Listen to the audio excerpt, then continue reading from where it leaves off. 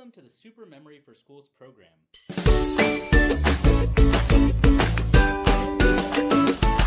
Welcome to the Super Memory for Schools program. These grammar points are different, in this video, let's learn the next two grammar points. Absolutely apply them in real life. I'll remind about the last lesson, the plus adjective. The grammar point is the plus adjective is used with the plural verb. Adjective, and how is it used? It represents a group of people in the society. And now we'll come to the next two grammar points, which are used to and which as a connector.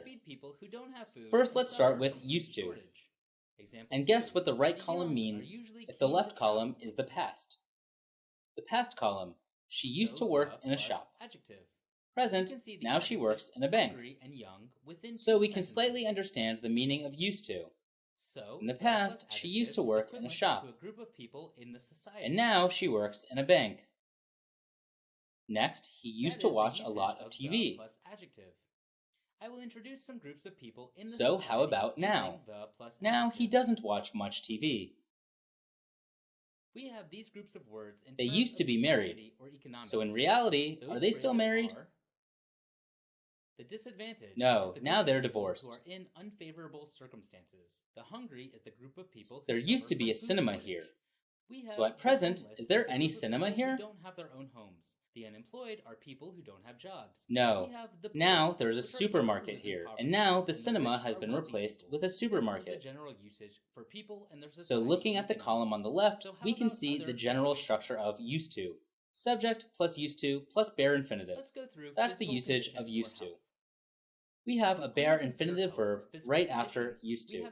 Used to means that referring to something in the past, and not doing it anymore now. The first usage of used to is an activity that we did regularly in the past, like a habit. An activity that we did regularly in the past, such as a habit, but now we don't do it anymore. For example, he used to smoke. What does that mean? He used to smoke, and now he doesn't smoke anymore. I used to have a dog when I was a child. It means it seems that I don't have that dog now. Or the second usage of used to is a situation that was true in the past. Firstly, the plus adjective will have a plural meaning. Example, there used to be a cinema here. Now there is a market. That means there used to be a cinema here, and now it has been replaced with a market. So, despite which meaning it has, you only have to remember that used to means darung, and that it's no longer correct in the current situation.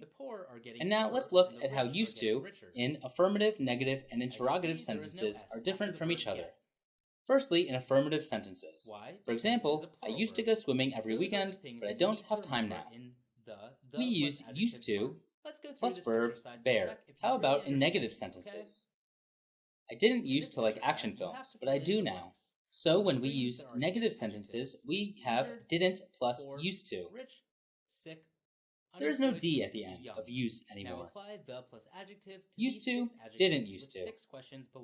The verb is still verb bear, and in questions we will move did to the beginning of the sentence. Did you used to go swimming when you were in high school? Here, there is also no D at the end of the word use, so it's pretty simple.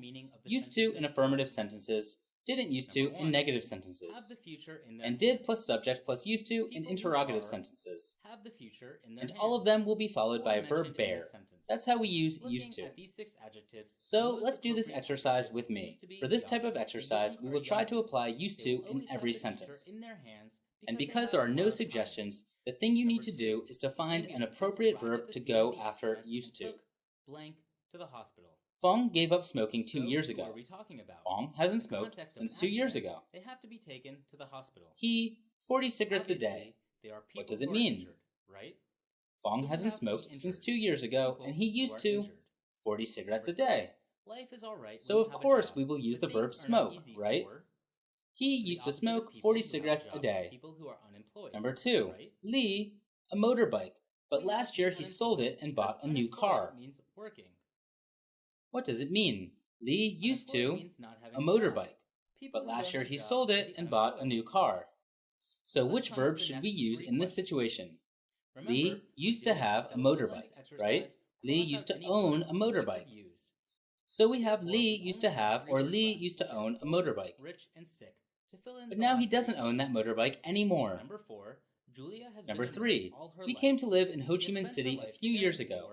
We used to in Da Nang. We came to live in Ho Chi Minh City a few years ago. We used to in Da Nang. People who are sick, right? So we have the sick. So it's pretty simple. In the first sentence, there is the verb live, which means inhabiting. So in the second sentence, we'll use the verb live again. We used to live in Da Nang. And the last question, number 4. Min, my best friend, but we aren't friends any longer.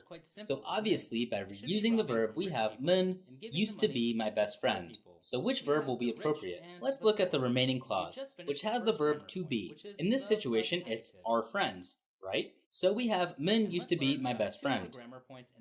So we have just finished the second grammar point. Used to is used to plus bare infinitive, which shows a past habit, a past situation, but is wrong now. And now let's come to the third grammar point, which as a connector. Which is used as a connector. This is the easiest grammar point in today's lesson. Let's start right now. Example 1. Sheila couldn't come to the party. This was a pity. So, how to combine these two sentences together? That's the reason why which appeared. Sheila couldn't come to the party, which was a pity. You can see there's a comma and which here. The second example, Jill isn't on the phone. This makes it difficult to contact her. Jill isn't on the phone. This makes it difficult to contact her. Jill isn't on the phone, which makes it difficult to contact her. We write the two sentences the same way, but only change two things. We replace the full stop with the comma, and instead of using this, we use the connector which. So that is all for how to use which as a connector. Let me remind you what which is. Which represents the whole meaning of the preceding clause. And when the clause with subject and verb is replaced with which, we need a comma to separate the subject and verb part with the remaining part. And which is always conjugated in the singular. We can see which was, which makes, which is always conjugated in the singular, okay? Dear students, we are done with 3 grammar points in today's lesson. We have learned about the plus adjective, used to, and which as a connector. I hope that you can apply all these grammar points in practice. Thank you everyone, and see you in the next lesson of the Super Memory for Schools program. Thank you, and see you again.